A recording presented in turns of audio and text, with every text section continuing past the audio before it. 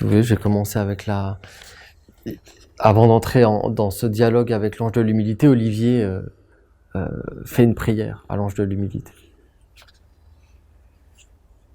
Alors si vous voulez bien, je vais la lire parce qu'elle est vraiment magnifique. Et elle nous prépare à recevoir cette parole, ce message de l'ange de l'humilité. Saint ange de l'humilité, je t'appelle par tout ce qui est à toi. Enseigne-moi comment être humble, afin d'être un avec toi. Je pressens que tu es le portail de la vie intérieure vraie et vivante. Toi, tu es humble avec le petit, avec ce qui est simple et authentique. Montre-moi l'humilité, que je puisse contempler le trésor et donner ma force à ce qui est vrai de toute éternité. Il est facile de s'effacer devant ce qui est supérieur ou de cultiver l'apparence de l'humble pour gagner des avantages. Montre-moi, Saint Ange, l'humilité qui éclaire le quotidien et qui transforme tout en ce qui est plus grand que tout. Je veux être humble, je le demande. Ô toi, messager de Dieu, rends-moi humble afin que je puisse renouer avec l'être véritable, caché, profond, qui connaît la sagesse et qui sait lire la mémoire des anciens. Que mes pieds se posent sur la mer et sachent lire tous les chemins et surtout celui qui est le mien, car je veux marcher avec mes pieds et recevoir uniquement ce qui me revient. Humble et doux est celui qui sait ce qu'il a à faire et qui l'accomplit pour honorer le Père, la Mère et la grande famille des dieux. Permets-moi de trouver ma place, celle que je mérite, et d'accomplir le travail qui m'est donné. Délivre-moi du faux moi-même, de l'ombre qui est dénuée de respect, d'écoute, de subtilité, de douceur, de bonté et de véritable éducation.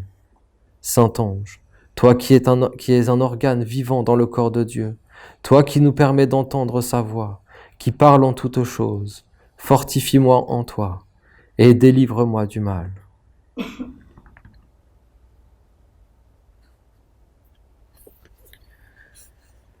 Quelle prière! C'est vraiment quelque chose merci, qu'il faut cultiver, qu'il faut travailler.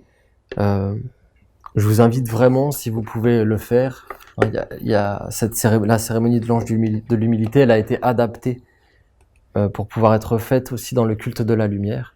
Et c'est une parenthèse, mais j'insiste sur le fait que les cérémonies qui sont données pour les célébrations, c'est pas uniquement pour la célébration, pour le temps de la célébration, c'est vraiment des choses qui vous sont données comme les vidéos aussi avec les arcanas, tout ce qui est donné pour une célébration, en réalité c'est une nourriture et un monde des esprits que vous êtes invités à faire vivre, à travailler dans toute la période, durant toute la période de l'archange.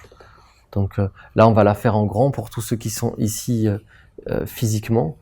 Nos frères et sœurs chez eux en Massala vont la pratiquer aussi, et la force serait que, pas forcément plein de fois, mais que au moins une fois ou deux fois dans la période de l'archange, on travaille les cérémonies les cérémonies d'une célébration dans le culte de la lumière.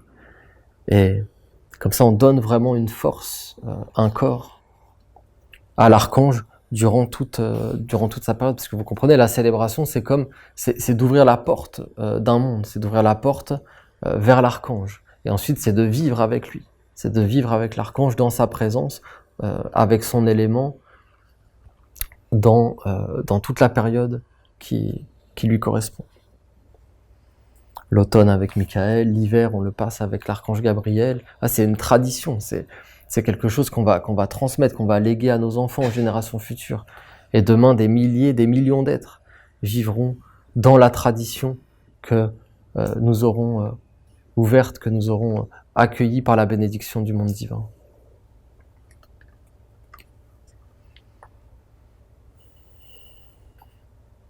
Et si la terre, elle peut faire tout pousser, faire tout apparaître pendant l'été, vous voyez, il ne faut pas regarder que les apparences. La terre, elle peut faire ça parce qu'elle a été dans l'humilité. Parce qu'elle a été dans l'humilité d'accueillir la semence à l'automne, d'enfouir la semence, de la protéger avec Gabriel pendant l'hiver, d'accepter d'être comme labouré aussi, d'être travaillé. Et puis après, de commencer à fleurir avec l'archange Raphaël, avec le printemps, pour finalement s'offrir comme un fruit, comme une fleur, comme quelque chose d'accompli, et qui va nourrir des mondes et des mondes.